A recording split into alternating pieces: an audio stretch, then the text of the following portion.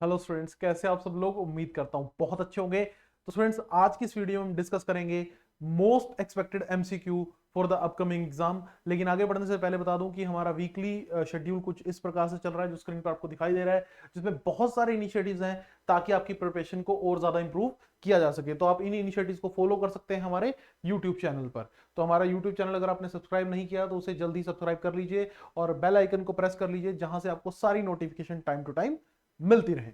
तो चलिए स्टार्ट करते हैं आज का लेक्चर। और आज के लेक्चर में हम ज्योग्राफी से रिलेटेड जो है वो एक्सपेक्टेड एमसीक्यू देखेंगे।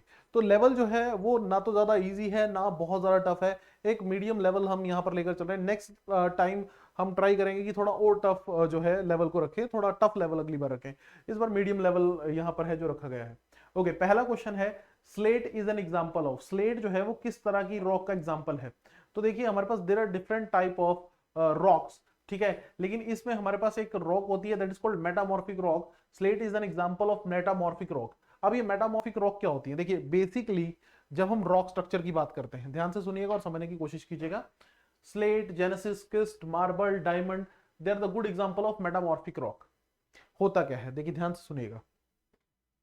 हमारे पास जो मैग्मा होता है, मैग्मा या लावा, ठीक है, मैग्मा और लावा में क्या डिफरेंस है।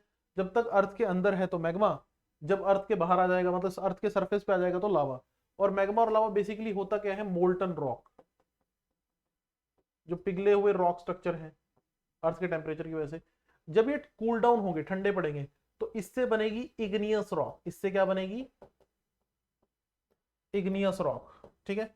अब इग्नियस रॉक से हमारे पास कई बार क्या होगा, वेदरिंग प्रोसेस होगा।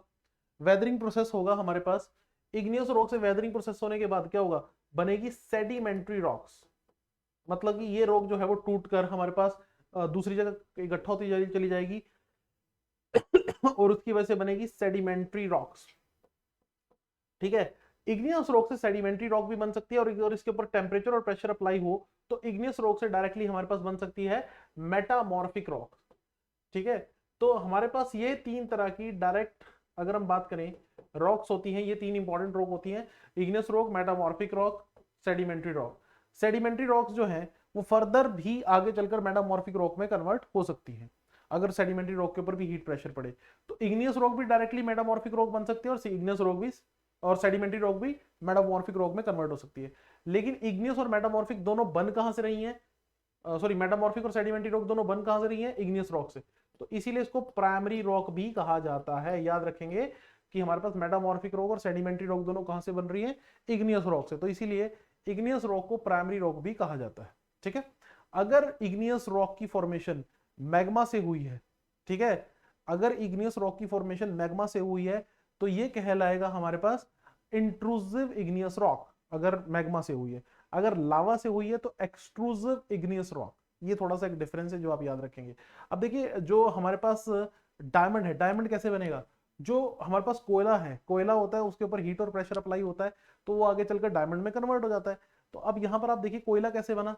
कोयला हमारे पास जो है एग्जाम्पल है सेडिमेंट्री रॉक्स का। सेडिमेंट जो है वो हमारे पास ऑर्गेनिकली सेडिमेंट जो थे उनसे हमारे पास कोल की फॉर्मेशन हुई। कोयला जो है, coal is an example of sedimentary rocks, और सेडिमेंट्री रॉक के ऊपर हीट और प्रेशर अप्लाई होता है तो वो मेटामॉर्फिक में कन्वर्ट हो जाती है। डायमंड आप देख सकते हैं ऊपर क्लियरली लिखा हुआ है, diamond is an example of, हाँ जी, मेटामॉर्फिक रॉक, ओके। जबकि कोयला जो है वो सेडिमेंट्री रॉक का एग्जांपल है। तो चलिए हमने यहाँ पर काफी कई सारे कंसेप्ट यहाँ पर समझे, चलते हैं नेक्स्ट सवाल की तरफ। नेक्स्ट सवाल हमारे पास आ जाता है, अर्थ फर्स्ट सुपर कॉन्टिनेंट, अर्थ का पहला सुपर कॉन्टिनेंट कौन सा था। तो इसका करेक्ट आंसर है ऑप्शन नंबर ए, पेंजिया। देखिए पेंजिया जो है वो सुपर कॉन्टिनेंट हुआ करता था एज पर द, हाँ जी, अल्फ्रेड वेगनर थ्योरी, ठीक है, इसको सुपर कॉन्टिनेंट कहा गया, ठीक है, as per the Alfred Wegener theory. और ये आगे चलकर लोरेशिया और गोंडवाना लैंड में ब्रेक डाउन हुआ, ठीक है। तो करेक्ट आंसर हमारे पास ये है। तो अल्फ्रेड वेगनर ने हमारे पास 1912 के तकरीबन ये थ्योरी दी थी, जिसमें उन्होंने कहा था कि सुपर कॉन्टिनेंट हुआ करता था पेंजिया, और इसी के साथ एक सुपर हमारे पास ओशन था पेंथलाजा, ठीक है, सुपर ओशन था पेंथलाजा, ठीक है। तो Pangaea also spelled as Pangaea, ठीक है, अर्ली जियोलॉजिक टाइम में एक सुपर कॉन्टिनेंट था, ठीक है। और हमारे पास अगर हम बात करें इसी से कॉन्टिनेंट सारे जो आज की डेट में हैं वो बने हैं, ठीक है। पेंजिया जो है ग्लोबल सुपर ओशन से सराउंडेड था जिसका नाम था पेंथलाजा, ठीक है। और ये हमारे पास कौन से टाइम पीरियड में, अगर हम बात करें कौन से टाइम पीरियड की बात कर रहे हैं, आज से लगभग 299 मिलियन से 273 मिलियन साल पहले। तो आप देख सकते हैं कि बहुत ही अर्लीस्ट टाइम पीरियड की, मिलियंस ऑफ ईयर अगो ये बात जो हो रही है। तो कॉन्टिनेंट्स का ब्रेक होना शुरू हुआ, ठीक है। हमारे पास प्लेट्स जो थी उनकी मूवमेंट शुरू हुई, ठीक है। और इन प्लेट्स की मूवमेंट की वजह से डिफरेंट डिफरेंट टाइप के लैंडफॉर्म्स बने। जहां पर कन्वर्जेंट बाउंड्रीज थी वहां पर हमारे पास माउंटेन्स की फॉर्मेशन हुई। जहां पर दो कॉन्टिनेंटल कन्वर्जेंट बाउंड्रीज थी वहां पर माउंटेन्स की फॉर्मेशन हुई, जैसे हिमालय है। कन्वर्जेंट बाउंड्रीज के अलावा हमारे पास डाइवर्जेंट बाउंड्रीज थी, ओशनिक ओशनिक प्लेट में भी डाइवर्जेंस थी, ठीक है। तो इस तरह के ट्रांसफॉर्म बाउंड्रीज, तो इसकी वजह से काफी डिफरेंट डिफरेंट तरह के लैंडफॉर्म जो है अर्थ के ऊपर देखने को मिले। तो ये जो हमारे पास मूवमेंट है, ये हमारे पास नाम दिया गया टेक्टोनिक प्लेट मूवमेंट, ठीक है। और ये सब मूवमेंट जो है वो हमारे पास हुई जब ये सुपर कॉन्टिनेंट जो है वो ब्रेक होना शुरू हुआ। तो आई गेस ये कंसेप्ट आपको समझ आया होगा कि सुपर कॉन्टिनेंट का कंसेप्ट यहाँ पर क्या था। चलिए नेक्स्ट हमारे पास इटर्नल सिटी निकनेम। हाँ जी, कौन से शहर का नाम इटर्नल सिटी है, ना कभी खत्म होने वाला। तो ये हमारे पास हमेशा से बने रहे, जो हमेशा से बना रहे हमेशा वाले। तो आप सुनते हैं कि रोम जो है वो विश्व के ऐतिहासिक शहरों में से एक है। पुराने से पुराने जो यूरोप के हिस्टोरिक टेक्स्ट हैं उसमें कहीं ना कहीं रोम की बात जरूर की गई है। तो रोम जो है वो विश्व के सबसे प्राचीनतम शहरों में से एक है। अपने कल्चर और इतिहास के लिए भी जाना जाता है, ठीक है। रोम इज कॉल्ड कैपुट मुंडी, ठीक है, कैपिटल ऑफ द वर्ल्ड। ये भी एक बड़ी इंटरेस्टिंग बात है, आपको याद रखना है कि किसको कैपुट मुंडी के नाम से जाना जाता है, कैपिटल ऑफ द वर्ल्ड के नाम से। सो दैट इज रोम, ठीक है। और it is the capital city of Italy, ठीक है। रोम जो है वो हमारे पास क्रिश्चियंस के लिए और पिलग्रिमेज के लिए सेंचुरी से इसको जाना जाता है। एक बहुत इंपॉर्टेंट बात सब बच्चे और याद रखेंगे कि जो हमारे जो स्टार्टिंग के इवेंट्स थे हमारे पास ओलंपिक वगैरह, उनको भी काफी हद तक रोम में बहुत बड़े लेवल पर जो है एग्जीक्यूट किया जाता था। तो अलग ही लेवल पर हम क्या, एथेंस में भी स्टार्टिंग में ओलंपिक होते थे, फिर रोम्स में भी होते थे। मतलब ये वो सिटीज हैं जहां पर शुरुआत के टाइम पर हमारे पास गेम्स को भी अकोमोडेट किया गया। तो रोम अपनी एक अलग ही पहचान जो है वो रखता है, ठीक है।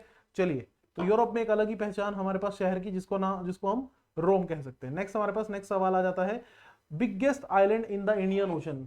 अब देखो, biggest island in the Indian ocean, Indian ocean की बात हो रही है, पूरे वर्ल्ड की बात नहीं हो रही यहाँ पर।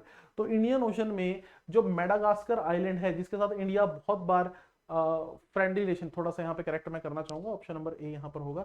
तो जहां पर इंडिया बहुत बार रिलेशन फ्रेंडली करने की कोशिश करता है, सो मेडागास्कर जो है वो biggest island in the Indian ocean, ठीक है। और आप इसे कह सकते हो fourth largest island, fourth, it's also the fourth largest island, ठीक है।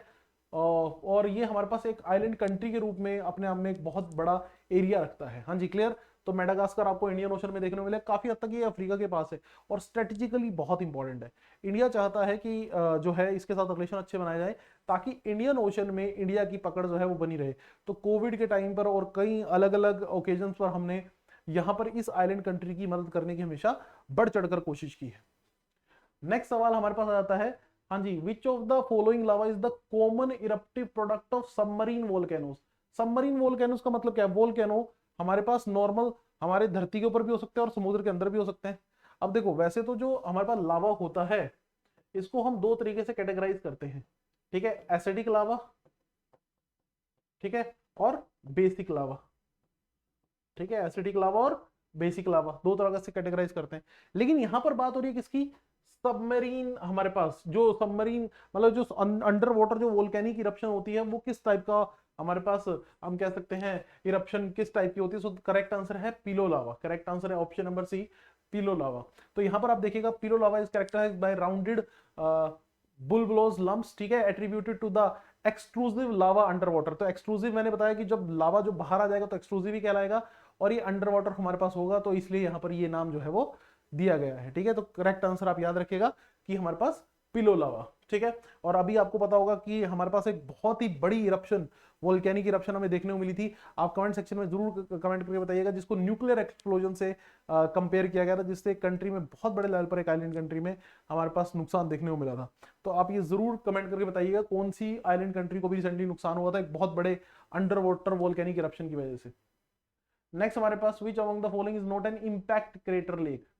अब ये इंपैक्ट क्रेटर लेक का पहले तो मतलब क्या होता है? हाँ जी, पहले तो ये बहुत बच्चों को पता नहीं होगा। चलो पहले आंसर देखते हैं और फिर इंपैक्ट क्रेटर लेक को भी समझते हैं। तो डल लेक हमारे पास इंपैक्ट क्रेटर लेक नहीं है, बाकी लोनर लेक, काराकुल लेक और वेस्ट होक लेक ये इंपैक्ट क्रेटर लेक है। अब ये मतलब क्या होता है इंपैक्ट क्रेटर लेक का, तो डल लेक यहां पर करेक्ट आंसर है।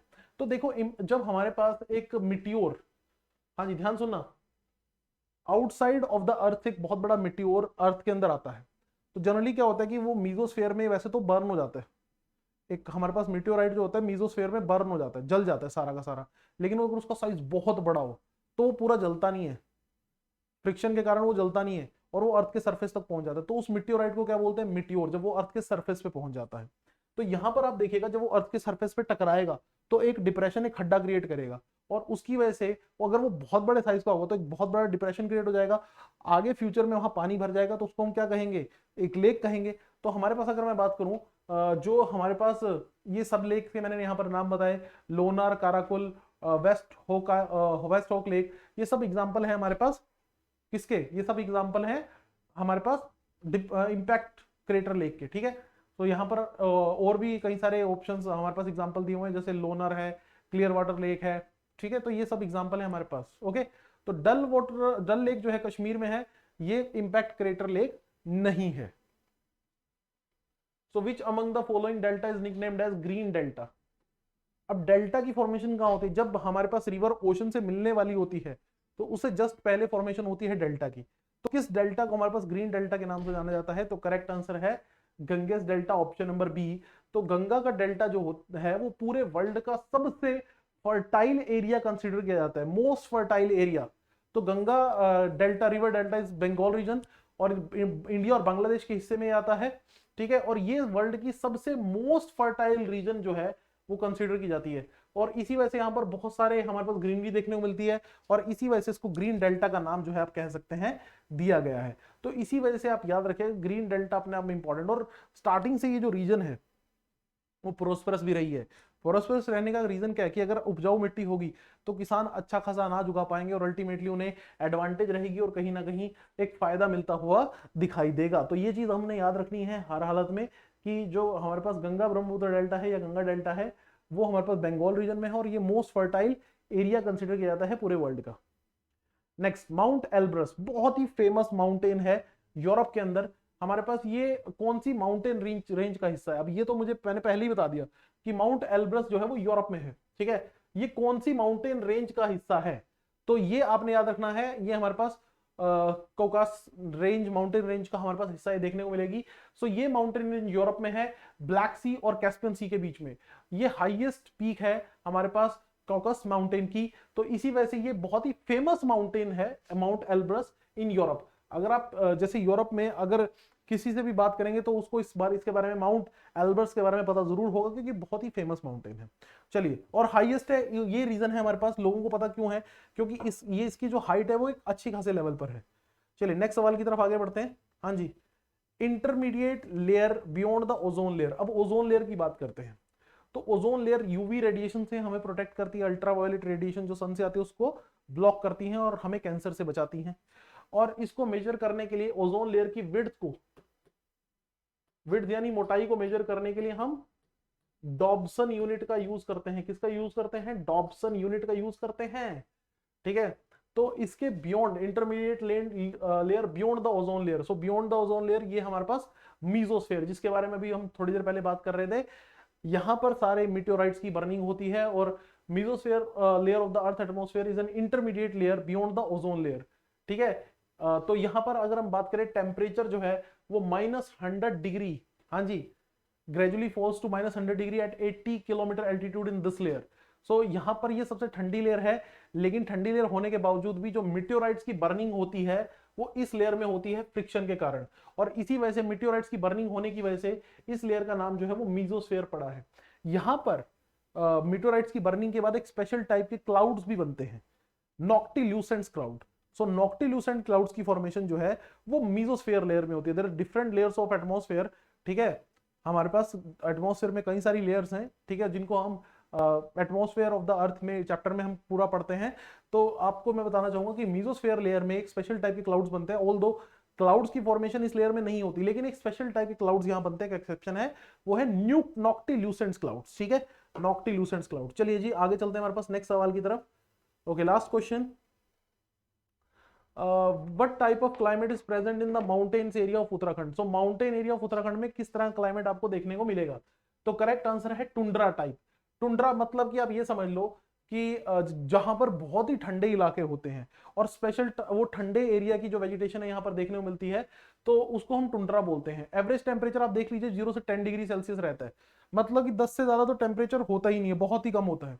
तो physical geography tundra is where growth is hindered by low temperature. Normally plant वगैरह ज्यादा नहीं होते, कुछ ही सिलेक्टेड स्पीसीज होते हैं। यहाँ पर जो है इतना कम टेम्परेचर होता है कि हर तरह की जो स्पीसीज है यहाँ पर सर्वाइव नहीं कर सकती, तो टेम्परेचर बहुत ही लो होता है। तो उत्तराखंड के जो हमारे पास हिली एरियाज है वो आप कह सकते हो कि टुंड्रा क्लाइमेटिक कंडीशन जो है यहाँ पर लाई करेगी। तो ये थे स्टूडेंट आज के इंपॉर्टेंट एमसीक्यूज, ठीक है। लेकिन जाने से पहले मैं आपको बता दूं कि हमारे कई फ्री और पेड इनिशिएटिव चल रहे हैं, फिर से रिकॉल करा दूं, जिनको आप फॉलो कर सकते हो अपनी प्रिपरेशन को और इंप्रूव करने के लिए। तो आशा करता हूं आपको कुछ नया जानने को मिला होगा। वीडियो पसंद आई हो तो लाइक और शेयर जरूर कर दीजिएगा। मिलते हैं नेक्स्ट लेक्चर में। Thank you students, God bless you all.